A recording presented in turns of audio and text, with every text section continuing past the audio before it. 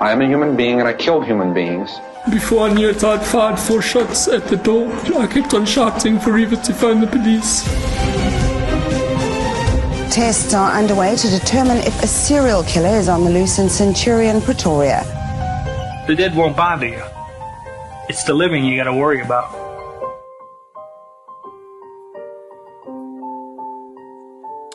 In a country where 83 people are murdered every single day, Profiler Africa has become the space where we unpack the psychology and the science behind violent crime. Tonight, we are going inside the world of an operational forensic psychiatrist, someone who works directly with police and tactical units to manage threats, negotiate crises, and support investigations of violent crime. Our guest is Dr. Peter Collins, a legend in forensic psychiatry. For over 30 years, Peter has worked with law enforcement in Canada and around the world, developing new systems that have changed how serial crimes are solved, to serving on Toronto Police's hostage negotiation team and advising agencies like the FBI, Europol, and Interpol. Once again, an absolute privilege to have such an incredible guest. And of course, that's largely thanks to our incredible co-host, and that is, of course, Gerard Labuschagne, South Africa's leading forensic psychologist, newest Canadian resident, and of course the former head of the South African Police Service's investigative psychology section. Good evening, Gerard. As per usual, we have a wonderful conversation lined up for tonight. Before we say hi to Peter, but you maybe want to, well, first of all, how's it going? How's Canada? Are you fully settled now? I'm fully settled. I even wrote my learner's equivalent of like a learner's license. You know, I have to study about the rules of the road. So I actually did that yesterday. So now I have to book for my actual driver's license. So okay, I am slowly becoming Canadian in spirit. Deeply integrated. Does it qualify you to ride Huskies on the, you know? That's a yes, yes. Box kind of motorcycles, Huskies, long distance skis, all that kind of stuff. Fab.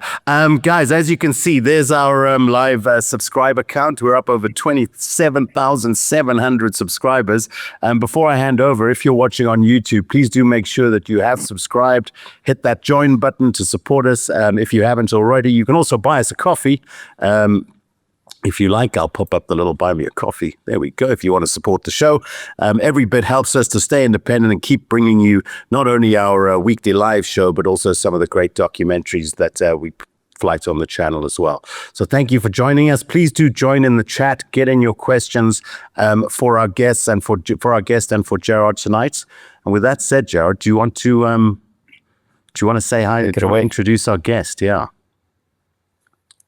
Yeah, I mean, Paul, you've done a quick intro. This is a man that we could speak to for literally days and days and days about his career. So we're not going to do justice in 1 hour, but definitely welcome. Thanks so much, Peter. Someone who I think safely regard as a friend and also a professional colleague. So welcome to the show.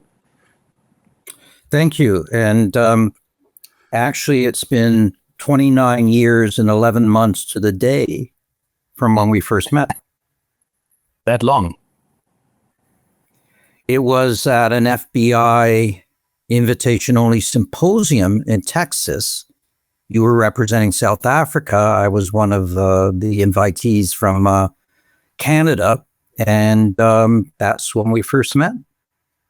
Yeah, it was. But I think for people, I mean, and I think that's even, I mean, they brought up the publications. If anybody wants to read the outcome of that symposium, that is freely available on the website of the FBI.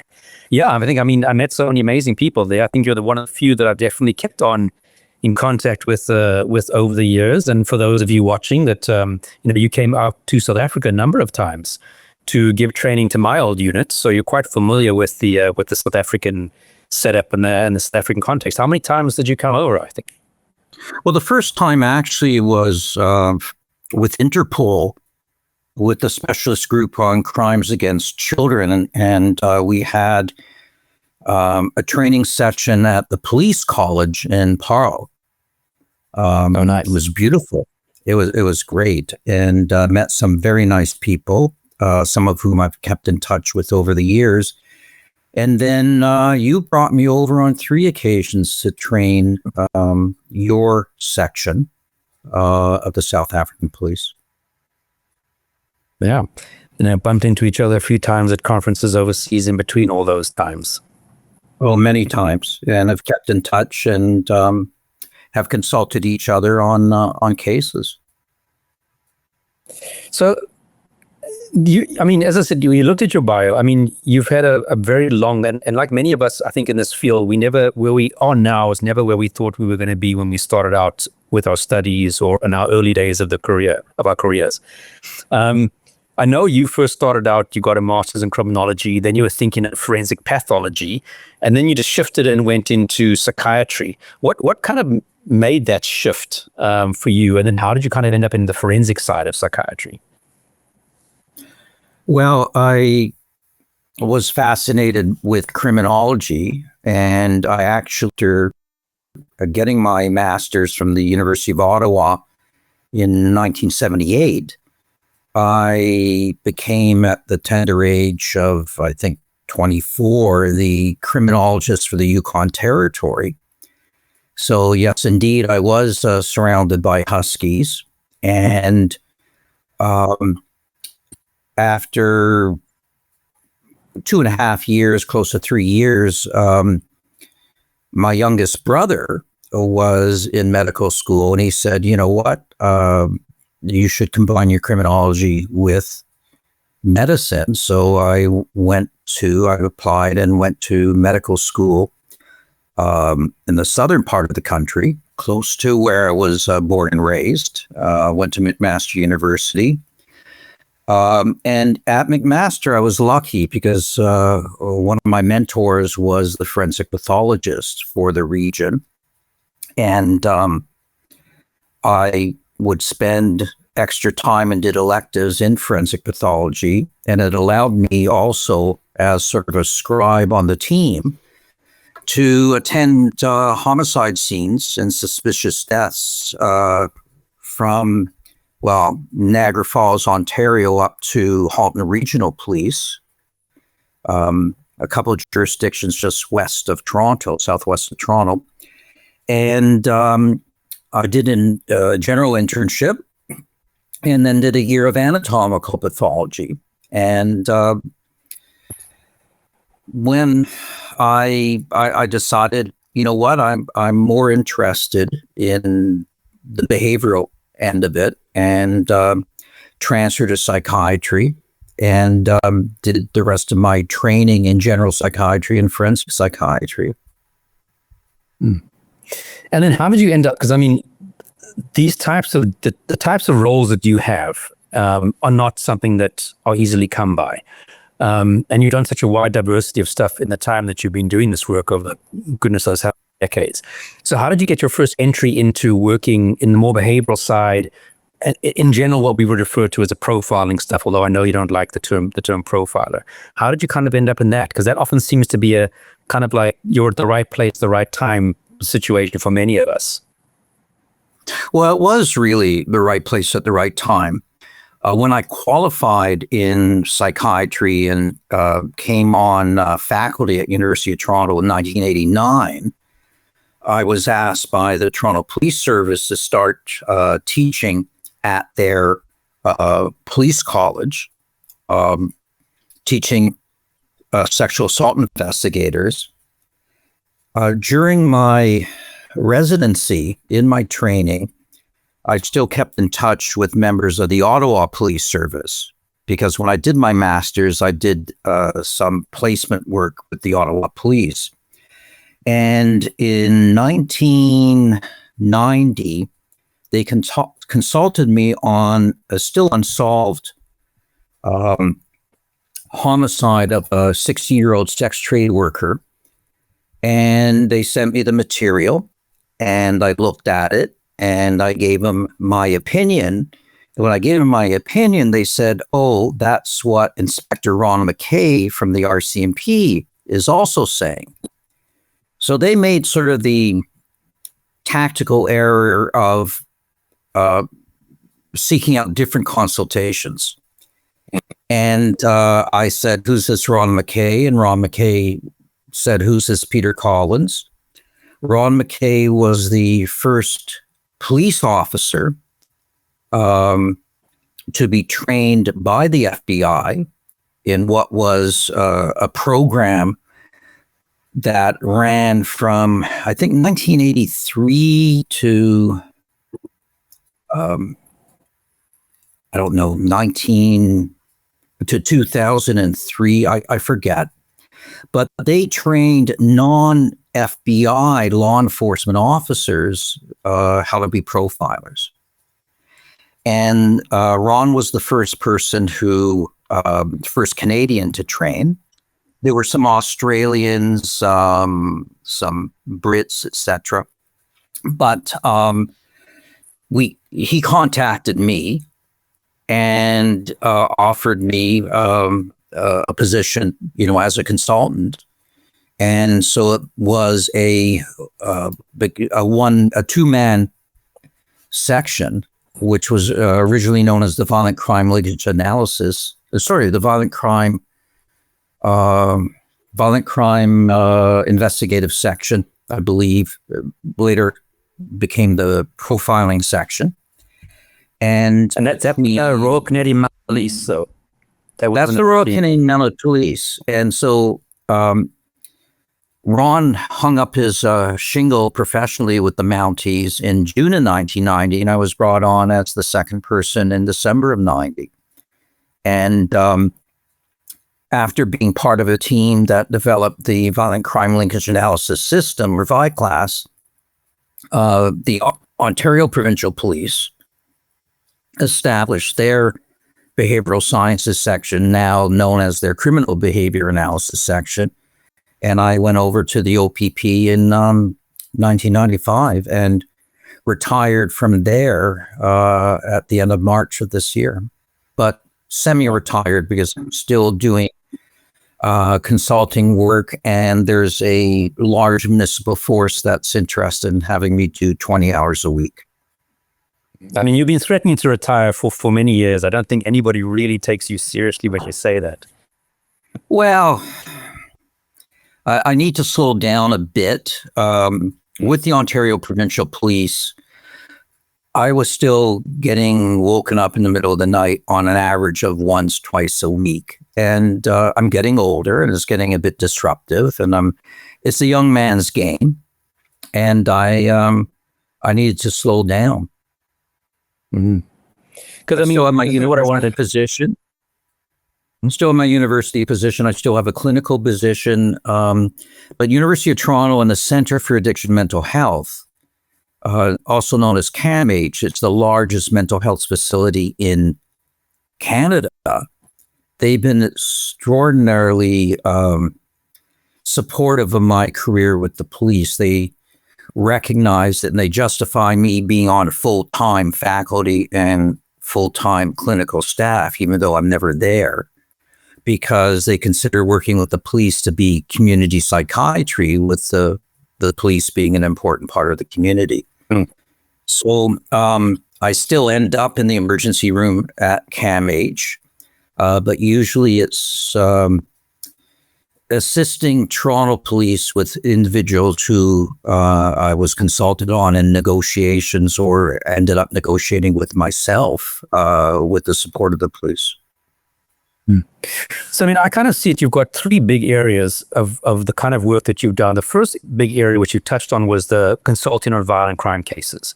Again, the behavioral analysis kind of side of helping police investigate cases, maybe into suspects.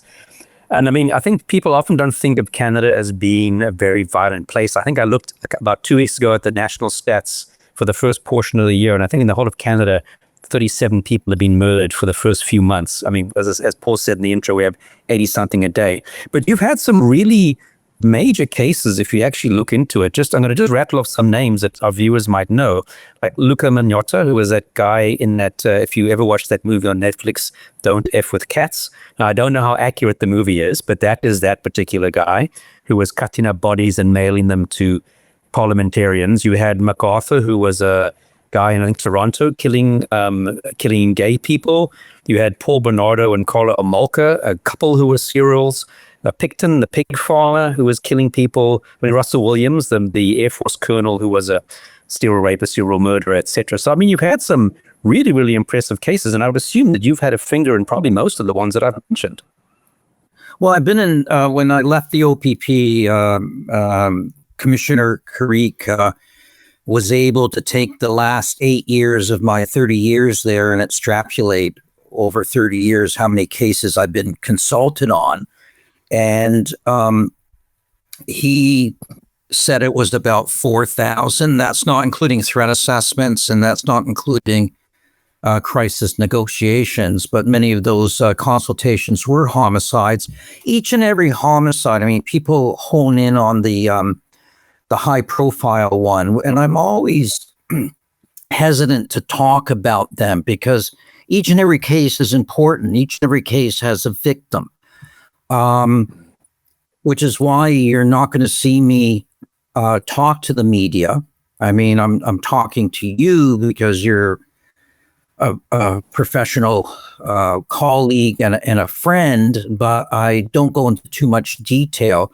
There's almost like a culture of celebrity when it comes to these serial killers and offenders, and I don't want to hone in on them. I don't want to focus on them.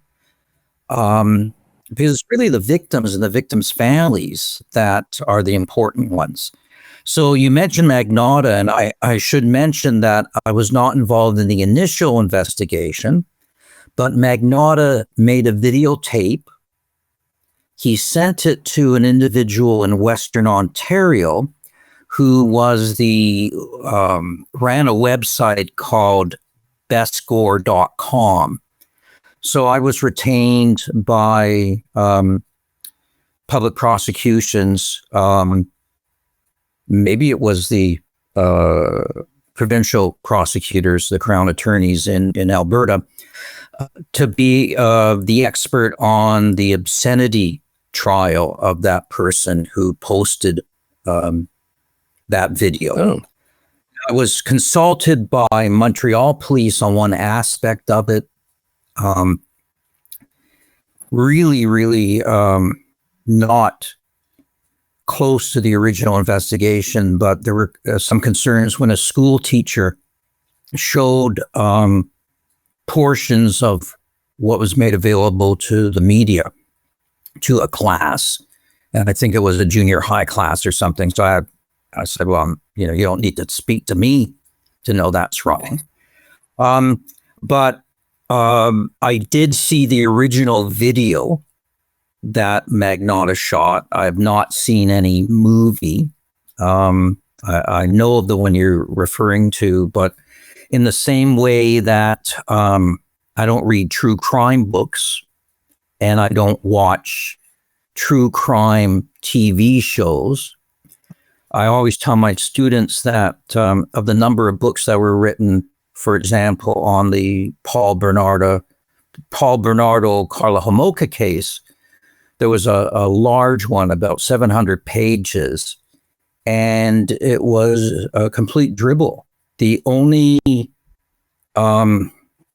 his main source was an officer who was described during the judicial inquiry into the case as a maverick, who, in a sense, screwed up the interview because I was in the next room with Ron McKay and Chuck Wagner from the FBI. We did the interview strategy, and that person ignored the interview strategy, listened to his own command from his police agency. He was told to ignore us, and it was probably one of the worst police interviews I've seen in my 36-year career. Mm. So in that book, the only accurate thing is I'm described as short and bald. Everything else is nonsense. And it's the same with these true crime books. Was the people aren't there. They're not listening to the conversations. It's same with experts on TV. If they were experts, they'd know not to be on TV because in these cases, there's always hold back and key fact evidence that the so-called expert on the who the press are relying on, they don't know what's going on, and the real experts are the ones who are consulting with the police or being consulted by the police. Good example was the case of Russell Williams. We no longer are allowed to call him Colonel. He was stripped of that rank. But every single person who spoke to the print media, was on TV, radio, got it wrong. Got it wrong, including some friends and colleagues of ours. They all said he was a sexual sadist and a psychopath. He wasn't. But people are quick to label, because when people do terrible things, that they are psychopathic and psychopathic and a sadist. And it was the case. It's often just the easy way out that, everybody's just going to nod their heads if you say those words, but if you know the details, it's not necessarily the case. Yeah.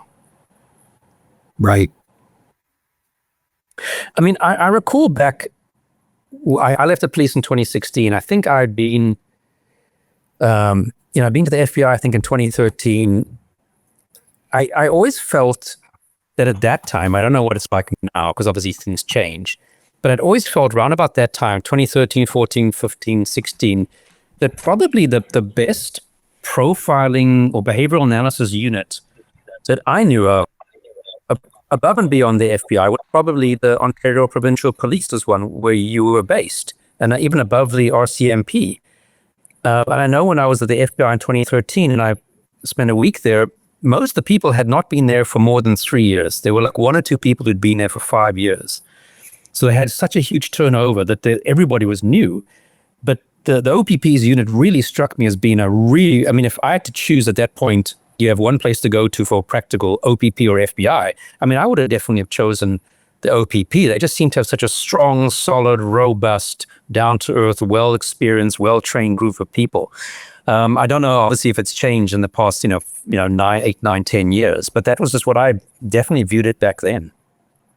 Well, I would agree with you, but we have not had a profiling unit for a few years now. And that was, I have to be careful what I have to say. It was disbanded for a couple of reasons. One, political, and one, I think, a personal beef with the person who took over as the profiler. We had a number of retirements, and a 1-year review was done of our entire section, not just the profiling. And no one spoke to us. No one spoke to us in the section. They spoke to other people in other units, profiling groups, behavioral sciences groups elsewhere in North America, and perhaps even further. And the 1-year review became a 2-year review, and the profiling section, and I think they realize it now, was disbanded. The personal reason was because the individual who was running it at the time, very nice guy, but this is a collaborative process. You need to sit down with your colleagues. And we used to a lot with, Jim Van Allen and Kate Lyons and Eddie Chafe and Jim Smith and all the others, Karen Arney, that we had in the section. We had regular meetings and we consulted with each other. I still remember for, pretty well a good 4.5 years talking to Ron McKay almost every night or every other night on the phone, going over cases, talking, chatting. And that person wasn't collaborative, and the people he was supposedly training, his understudies weren't being drawn into the cases the way they should. I'm hoping that at one point they will be able to restart the profiling section. It's going to have to be with the help of the RCMP. They have a very strong profiling group. But when the profiling unit was disbanded, I became, in a sense, the de facto profiler. I'm not a profiler. I'm an operational forensic psychiatrist, but it kind of fell on my lap. The RCP are very busy, very competent. Sûreté de Québec, they're another group, essentially the Quebec Provincial Police. They have a strong profiling unit as well. But and there are smatterings of behavioral experts elsewhere in the country. But I also get discouraged because there are people who still are identified as experts on TV or refer themselves as profilers or ex-profilers, and they never were. So there's a whole industry out there of these people who have university appointments and have students who look at cold cases and represent themselves as experienced homicide investigators before they retired from the police or left the police or were thrown out of the police, and they never were. It seems to be an international thing, so you're not unique in that regards. And also it's interesting how, you have one or two small changes of key people in an organization and how a whole system can collapse and fall apart. So that I think is international, and I think it's actually quite common, unfortunately, in police services, because they're not running it like a business where you have to think about succession planning because a business will collapse if you don't. Here you just have a service collapse, but it just carries on and buggers forward. So it's I think I've heard that story a lot with other law enforcement agencies, sadly. Yeah. I do want to also get to, you've done so much. Obviously, the behavioral analysis side of it, a big chunk of what you do, which I've always, as me being a hostage negotiator, found fascinating. And about 3 weeks ago, we had Aaron Stradholm, who started up hostage negotiations in South Africa. But that's a big chunk of what you do and what gets you those calls at sort of 2 o'clock in the morning. What was the main type of stuff that you typically would do? Was that, I know you and I once went out to a suicide call when I was staying at your house, and you woke up at whatever time in the morning, we went out to a block of flats. What typically are you doing with your sort of crisis negotiation team? Well, I've been a member of the crisis group, crisis negotiation team for the Toronto Police Service. Toronto Police Service is the largest municipal force. I've been with them since, again, 1992. But we don't call ourselves hostage negotiators, or police don't refer themselves as hostage negotiators in Canada. And it strikes me as kind of ironic because percentage-wise in the United States, they don't really get a lot of hostage takings. There's more crisis negotiation. I guess it's sexier to call it a hostage negotiation. But most of the calls I get, and I don't get called out all the time, but for my own agency, when I was with them, we're a very large province, a huge landmass. So many of the calls or consultations I would get from the negotiators were to develop strategies over the phone. Within the area of Canada that I live, Toronto Police, if they need me, will try and have me come on out and advise them, as will other forces, services, I should say, within the greater Toronto area or in the province. So I will get calls from the far west part of the province, northwest, far north, eastern part of the province. And sometimes it would take me hours or days if I hopped in my car to reach the negotiators. But with Toronto, I should have to say 2 years ago, I had 89 crisis calls that year. Last year in 2024, I had 70. I'm not doing it for the OPP now that I've left the OPP. Toronto has called me 5 times this year to actually attend on site. They're very good. Usually they don't know me, but it can be somewhat disruptive. I was in Niagara Falls on May 15th, Niagara Falls, Canada, receiving an award from Niagara Regional Police, and I have to thank him for that. And I decided to stay overnight. Not that I'm a drinker. I perhaps should have just come home because their awards banquet was from 4:30 in the afternoon to 8:30 at night. Everyone kind of laughed. And at 11:30 at night, I was wondering whether I'm actually going to watch the last period of the Winnipeg Jets Dallas Stars hockey game. It was the playoffs, and the phone rang, and it was Toronto Police, and they said, we have a guy who's threatening to jump off a balcony at the corner of, and that corner happened to be maybe a 7-minute drive from where I live.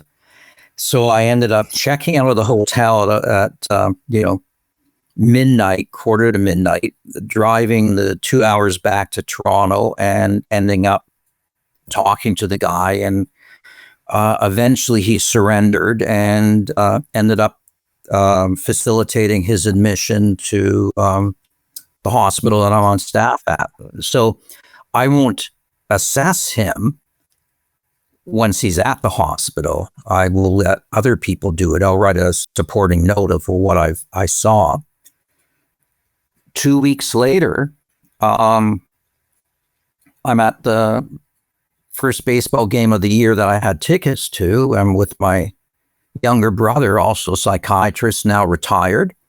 And before the first pitch, Toronto Police called, and I spent the next 7 hours on a roof of a large building in downtown Toronto dealing with another person who was suicidal. So it's usually mental health calls. I am trained for kidnapping for ransom negotiations through Police Scotland. I still train a lot of crisis negotiators, both in Canada and used to in the States. But it's dealing with people who are in crisis. Sometimes there are people who are personality disordered and they have a history of criminality. Sometimes it's rare for it to be a hostage. Mostly it's mental health calls, people who are psychotic, people who are suicidal, and it takes time. Now, what's interesting is that a lot of people who are mental health practitioners in negotiation teams, they often take a back seat. They won't be the ones actually negotiating, but you're quite different because you actually are directly involved in some of the negotiations. It seems. I know the one that we went to, you were definitely talking to the guy standing on the ledge type of thing, but that's not always the case. That's quite a unique position that you have. I try not to put myself in that position, but sometimes the police are comfortable. They know that I'm familiar with the command triangle. I know it from the policing aspect of it, which is why wellness psychologists with the police, even though they work with the police, they're not trained in this area. And most consultants are actually there to answer questions from the police, but I would say maybe 5 to 10% of the calls I will actually be asked to do the negotiations. The one that was a couple of weeks ago, the one that was 7 hours, she did not want to talk to a psychiatrist, but I was slowly introduced into the conversation, and then she wanted to talk to me. Okay. So now, because it was a height, there were police beside me, and I was in a harness. But the rule of thumb is I try not to be the negotiator. The one that we had when you were staying at my place, I remember that you were able to establish a rapport with him because he was fascinated by the fact that you were from Africa, and the conversation kind of shifted to talking about lions. I don't know if you recall that. I do. And I think it was also his sister's wedding or about to happen or something. But yeah, I do remember the issue of lions. Yeah. So, and it's saving in case anybody. Yeah, it's unfortunately people. Sometimes it does not end the way we want it to end. But I would say the vast majority of these calls in Canada do end successfully, whether it's criminality involved or someone who's emotionally disturbed. But each and every one's different, and I still love doing them. Love's a bad term, probably. I still enjoy them because they each and every one's different. You learn from each and every call you go on, but they all have kind of a unique perspective, and people, when they're in crisis, it can be a problem. And obviously for them, a good percentage of people who end up in that situation are more ambivalent about living than they are intent on dying. And you have to try and get the help that they deserve and that they require. I think, as you said, it just shows that proper negotiations are usually a very high rate of being successful at whether it's getting someone back who was kidnapped or getting someone off the ledge. And to have those proper skills is such an essential service in a police force. Absolutely. I'm still consulted by the Royal Canadian Mounted Police on international negotiations. So if a Canadian goes down to, it goes to Africa and they're in, Duck's Ass, Mali or something like that, they end up being kidnapped. On occasion, I will be consulted on those cases, but not always. And most of those cases, the media never even finds out about. Paul, I think you want to... Yeah, I thought I would just jump in and possibly field a couple of our viewer questions that have been popping up over the course of the conversation. Before we do that, though, I'm just curious.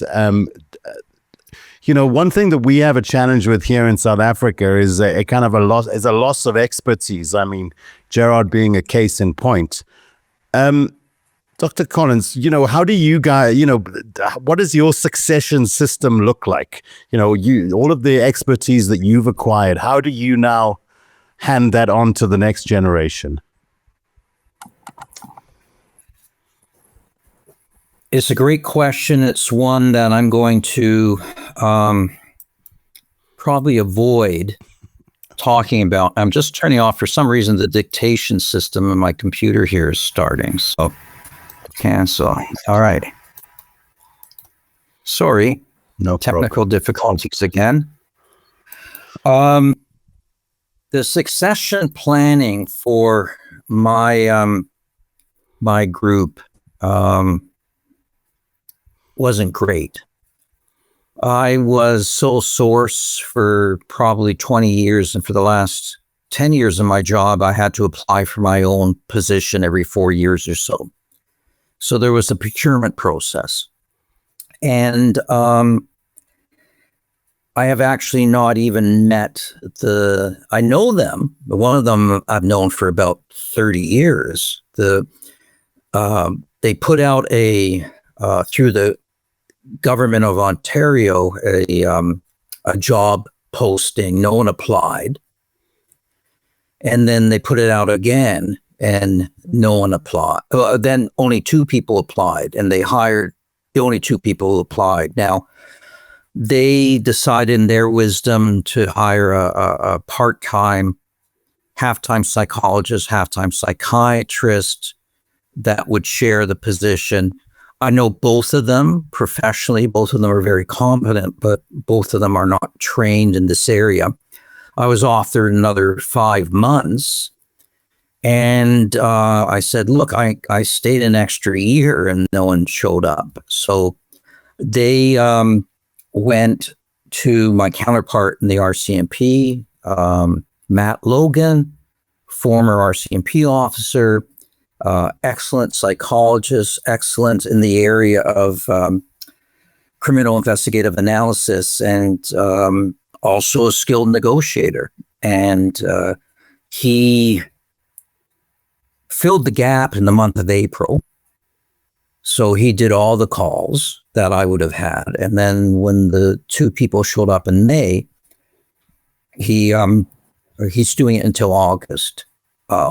It was just, I guess they wanted a clean break. There was no animosity or anything. And I loved working with the OPP, and I thought that was a great experience. It was, 3 decades of my life. But I think generally in policing, not just in our little area of policing, sometimes there's not a lot of thought in succession planning. That's all. Yeah, and it's one of those, it is one of those fields where there's only so much you can learn in a lecture hall. All of that hands-on experience is so critical.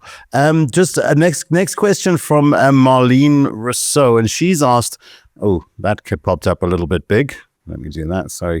All the graphics. I can't read it for some reason. I'll read it out for you. A question for our esteemed guest. Can you draw any comparison between the state of missing and murdered Indigenous women in the Northern Americas and the death of women in South Africa? I don't know if that's probably a bit for the both of you. Or is that... Can you pull anything from... I wouldn't be able to comment. I've been consulted on these tragic cases of missing and murdered women who are First Nation, Indigenous, Aboriginal. But I can't compare it to South Africa because I don't know the South African side of it.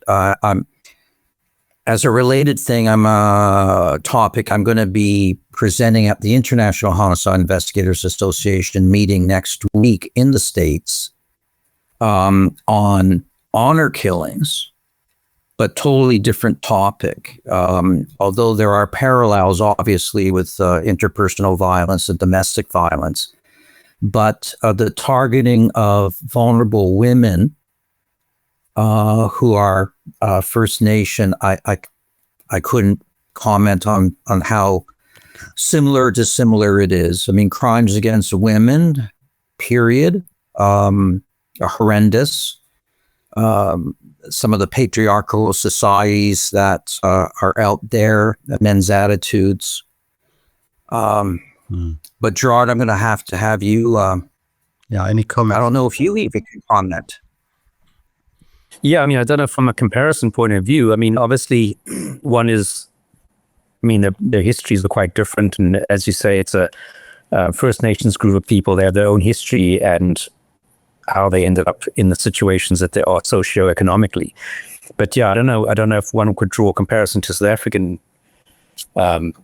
women who are a majority kind of population group. So sorry, we don't have a great answer, Marlene, for that one. Okay.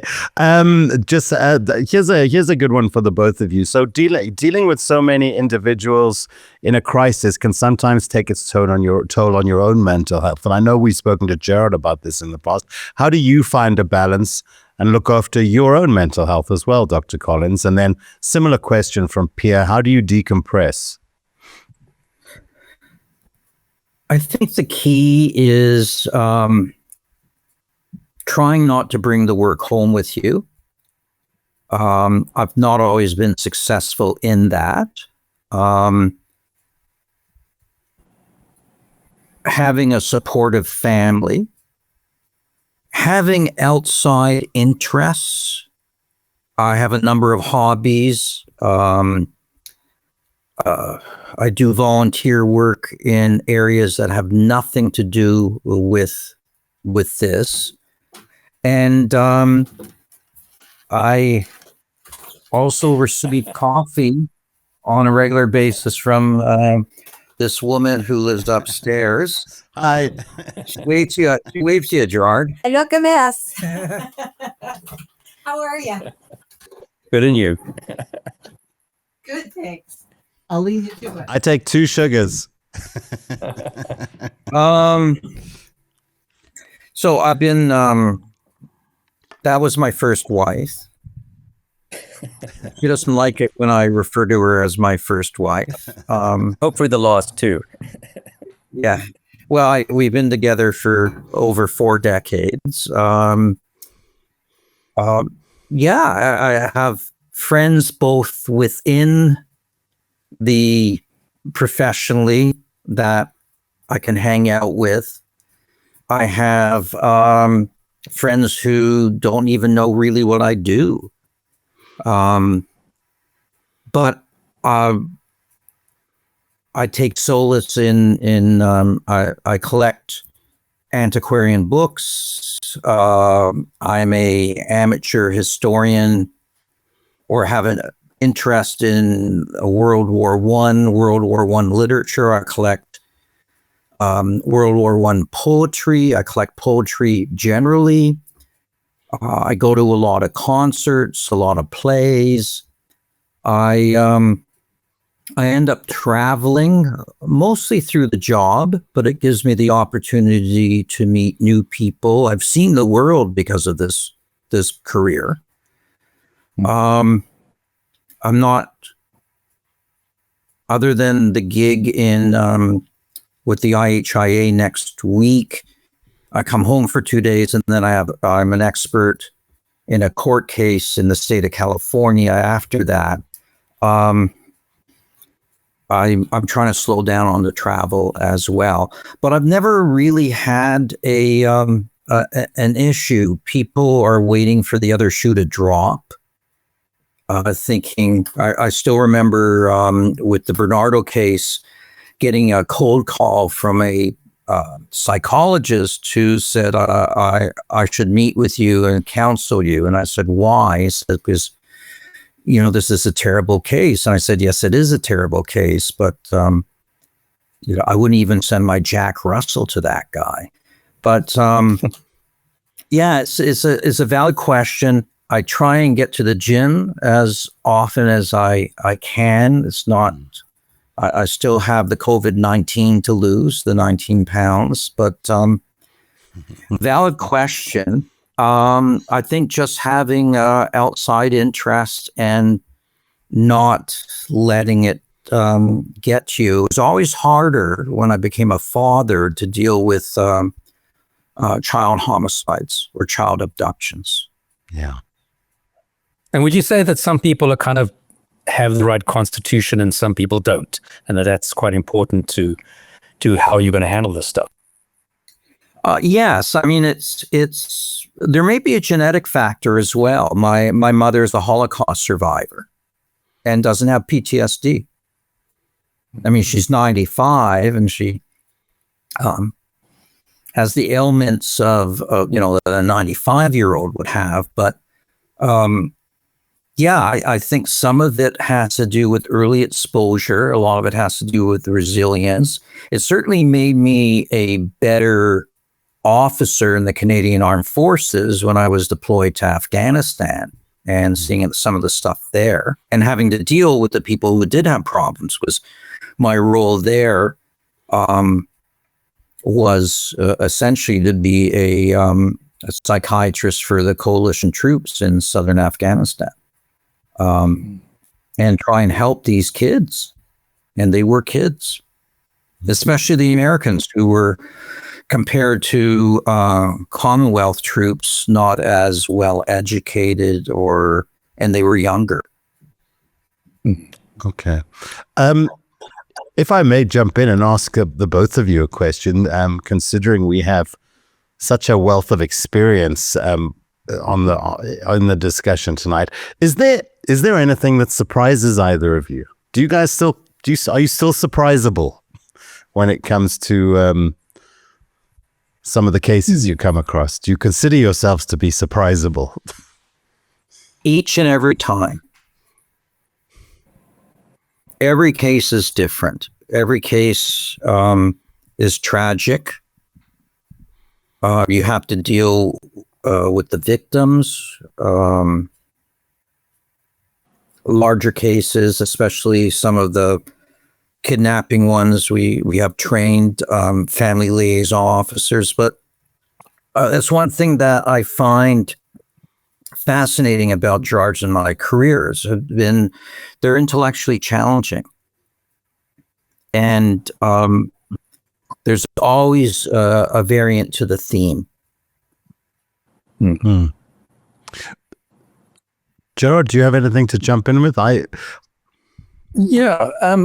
kind of did. I do recall towards the end of my career in SAPS, and I was probably just feeling burnt out, is that it felt like a lot of the stuff was the same. You know, the serial rapists were doing exactly the same thing as a previous serial rapist in terms of how they went about doing it.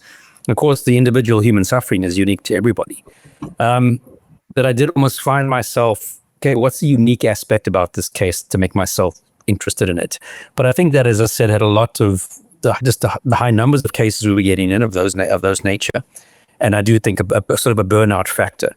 And I know since I left the police, I don't do that kind of work anymore, but I would still get involved in sort of extra witness cases. And I would typically go for one that really there's something unique aspect about it that I found challenging and interesting that I hadn't maybe dealt with before, or was just a unique aspect. So I got to that point, like I said, when I was towards the end of my policing career. Yeah. Okay. And where do you gentlemen see the kind of limits of our knowledge in your fields going, especially with kind of the support of rapidly ascending technologies like AI and what have you? How deep into the mind are we going to be potentially able to get? I don't know if that is too broad a question, but I have absolutely no expertise in AI. I'm a slow learner when it comes to some of the technologies. I'm fascinated by another form of technology that has been very, very helpful to us in law enforcement, and that's DNA and genetic genealogy. And it's whenever I attend a homicide conference, many of the presentations, or a good proportion of the presentations, are how some of these cold cases I even was consulted on 30 years ago, have now been solved because of genetic genealogy. And I find that aspect to be fascinating, and I try and pay attention to it. I'm never going to be an expert in it, but I've been involved in now some cases where genetic genealogy is being relied on. But AI, I don't know. I couldn't say. Sorry, Joe. I would wonder, again, I also am not an AI fundi, but I think the stuff that we would often get called in to assist on is not the run-of-the-mill stuff, because they wouldn't need us for a normal intimate partner murder, probably general stuff. So I don't know if AI learns from previous experiences. Well, the kind of stuff that we often not touching on is not what does AI fall back upon to understand that. So I don't know if AI would ever be able to this is not what you're necessarily saying, but I don't know if AI would ever take over the role of a behavioral scientist in a murder investigation, because it's too, I think I almost feel like the behavior is too unique and not frequent enough that AI could have enough of a background to give anything helpful to the investigator. That's my limited answer to that. Yeah, I guess I didn't really want to focus too much. It was more a general question of just generally technologies. Where are the advancements in your fields where you think are some of the most exciting work is being done? The genetic genealogy being an example as well. Where now that Gerard's in Canada, I mean, is it possible that you guys will be crossing paths a bit more in the coming years? How do you guys kind of intersect now in North America in your position? Well, Gerard's new to Canada. Canada's a large country. He's out on the West Coast, but I have an air ticket that I have to use up for the end of October, and with spousal permission, I already have. We're going to pick a weekend that I can fly out and spend some time together, hiking, watching the Vancouver Canucks lose to the Toronto Maple Leafs. Well, I was going to say, it's probably not a good idea to schedule hockey games because you seem to have bad luck with work hockey clashes. Well, yeah. But we keep in touch. We've become friends over the years, and I always enjoy seeing Gerard. We've been at some international meetings. We've been active in the area of threat assessment and management. Gerard's working with a top-notch group, Protect International. So I don't know. I actually gave out Dr. Hart's name the other day to a Crown attorney in one of our territories on a homicide case. So it's a very small community. We're a very large country, a very small community when it comes to this type of work. And we get to know each other, both internationally and nationally. So I know our paths will cross. And I'm hoping Gerard will come out and visit Toronto again. And I know that before the end of October, I'll be spending 3 or 4 days, with Gerard. Fantastic. Looking forward to it. Just talking about cold cases, which came up just now. Do you still have that case that kind of just nags away at the back of your mind, or do you have those cases that are maybe unresolved that you would like to see resolved before you retire or before you stop working? Absolutely. There's a few of them out there. Few of them that I have a bit of a and Gerard's going to laugh because there's a fellow out there in another province who's absolutely convinced that he witnessed the abduction, rape, and murder of a still unsolved case from 1981. And it was totally false memory. He was not there. Even though DNA has proven that the person who he claims that he all of a sudden remembered as being responsible was not there. He was, I would love to have that one solved. But there's many other ones as well. There's some missing person cases that we know who the perpetrator is that I've worked on, but they remain unsolved. There's many of them. Some of them that I've been consulted on and worked on have been resolved with genetic genealogy, so I keep my fingers crossed. Some of them are going to be solved only if the person that we know did the homicide, who are now incarcerated for other homicides and violent crimes, will admit to it and show us where the bodies are. But these people generally are psychopathic, and it's a power play for them not to fess up. What do you think, Gerard?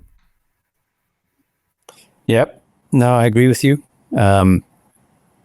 We unfortunately have a lot of unsolved in South Africa, so there's almost too many to note. But yeah, I mean, a few that bug and sit in the back of your mind. But like you say, some we know who did it, but unless they confess to somebody, the information, the evidence doesn't support it at this point. Yeah.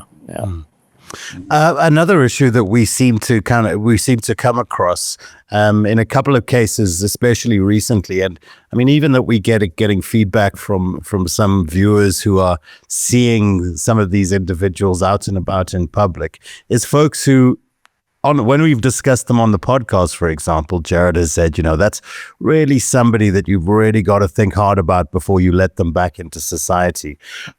How good is Canada at ensuring that those people that really need to stay, need to be kept out of kind of society? How successful? Do you have folks that have been released that you don't think should have been released, and generally do the really bad eggs or difficult eggs stay incarcerated? Well, life imprisonment in Canada is 25 years before they're eligible for parole. So people get upset when they're going to be out in 25 years. The real bad ones are not going to get out. There's a parole board. I mean, I'm not an expert in that area. There are controversies with our judicial interim release or bail programs now. There's been a lot of good work by our police leaders to try and tighten that up. There's also a dangerous offender provision here where people can be designated by the court as a dangerous offender. It's a different process than a criminal trial. And there's also a long-term offender process as well. So I think the very bad ones, the ones who other people think deserve to be in, will stay in. There was a controversy not that long ago where it became political, and I think a very good Minister of Public Safety ended up having to leave that position because of it.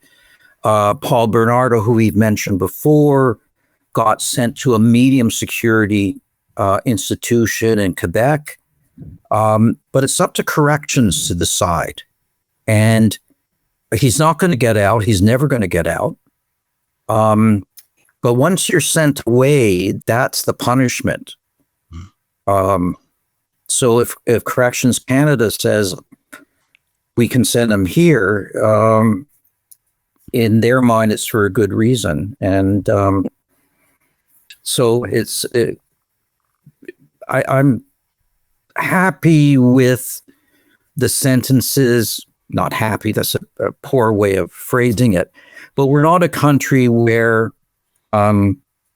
we have a huge percentage incarcerated like the United States. And we don't have these mega sentences.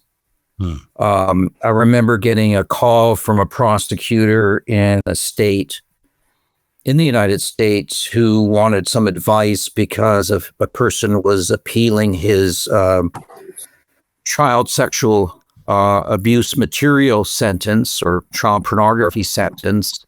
And he was appealing the 500 years that he got. I'm thinking,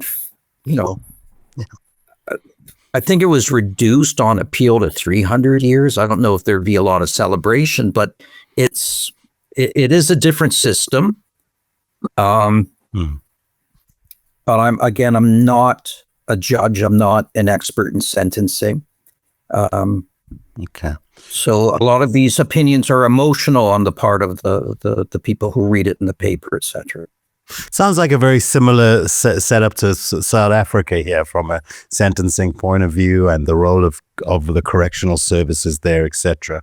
I think maybe we just have a little bit more of an issue with numbers and corruption and things like that.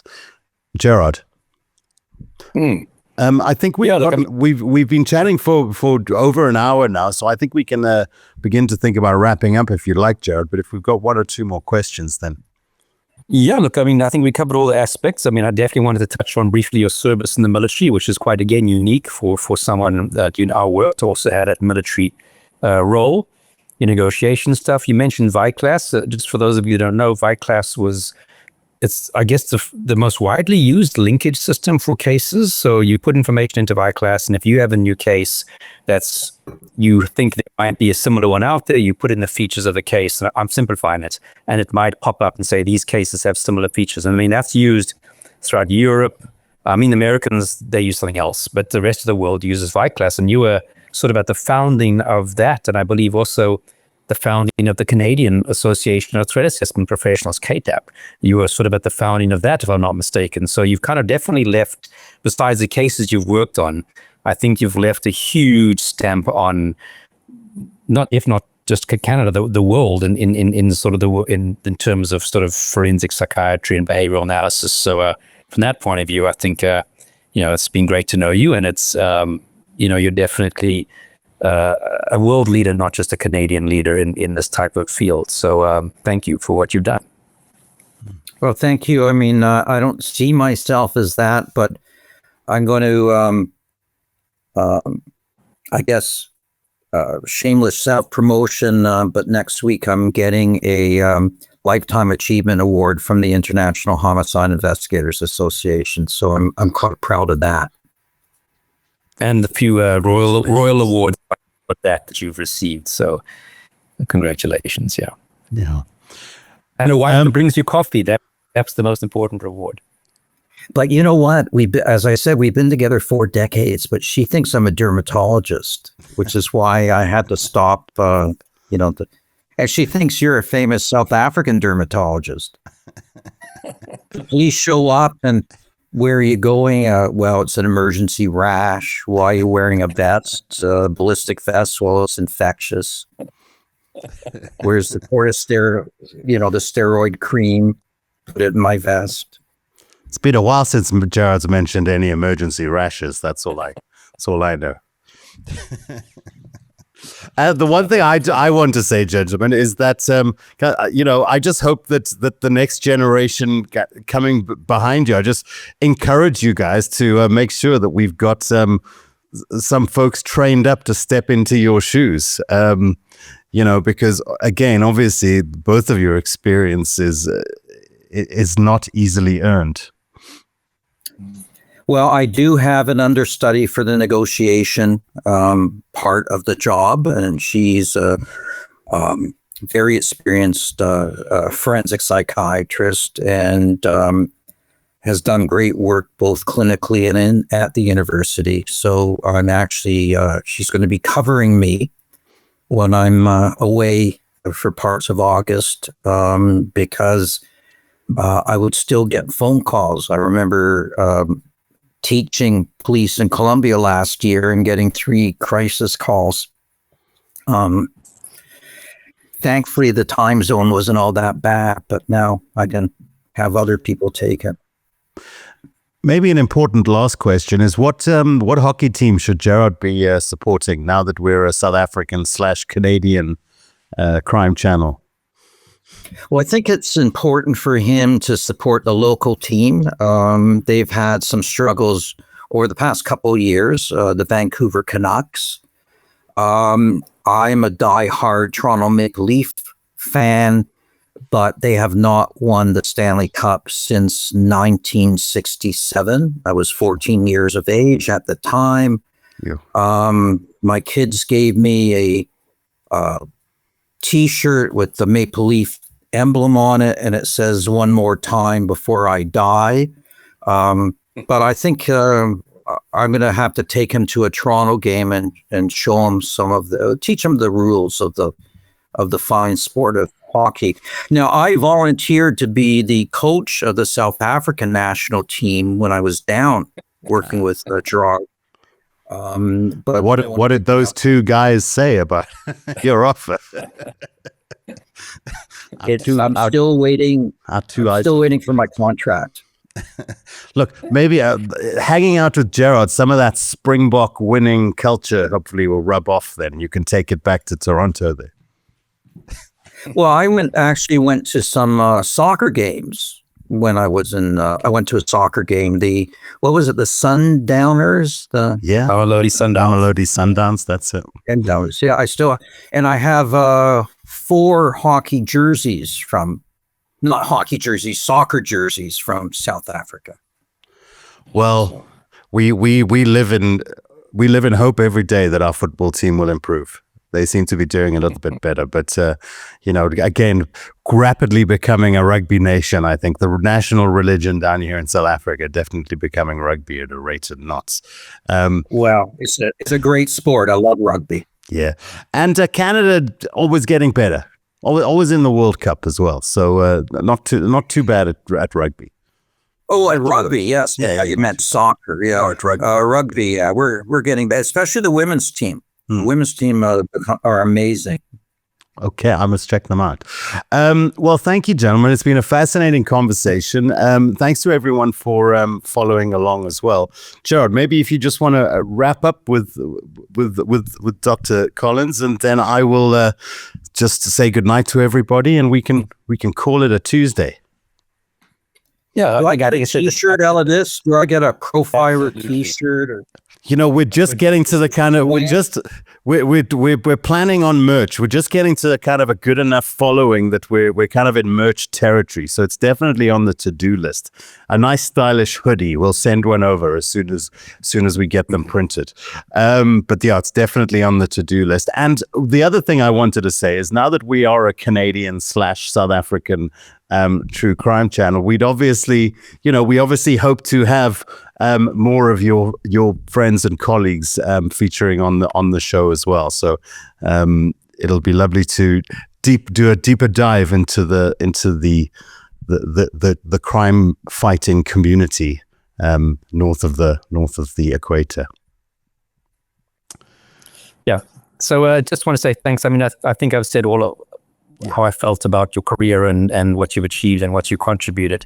I know you don't often do anything to do with the media. I think this is your 3rd podcast you've ever done. I think the last one was for Area Provincial Police, so that was for your policing organization.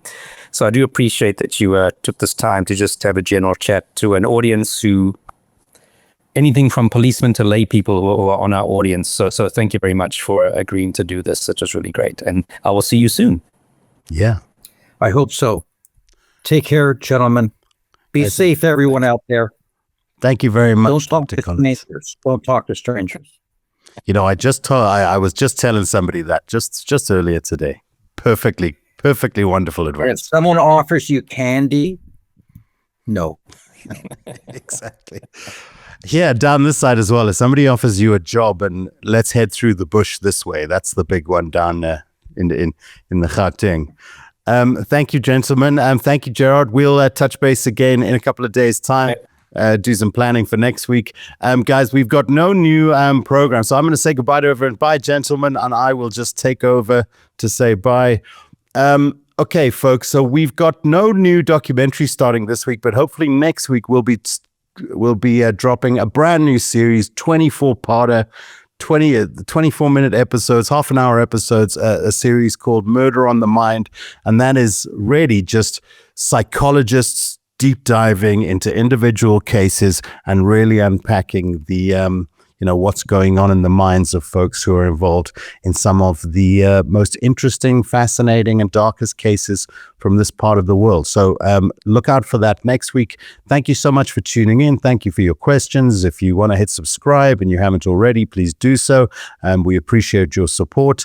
I think we got to get that merch going. Peter's right. So we need to be sending our guests some profiler merchandise so they can be giving the show a big up wherever they are. So thank you guys for watching. We'll be back next week. If you want to drop us any questions, profilerafricainfo@gmail.com, or you can just drop us a note on the YouTube page. Thank you very much, and we will see you again next week. Good night. I am a human being and I kill human beings. Before I knew it, I'd fired 4 shots at the door. I kept on shouting for Eva to phone the police. Tests are underway to determine if a serial killer is on the loose in Centurion, Pretoria. The dead won't bother you. It's the living you gotta worry about.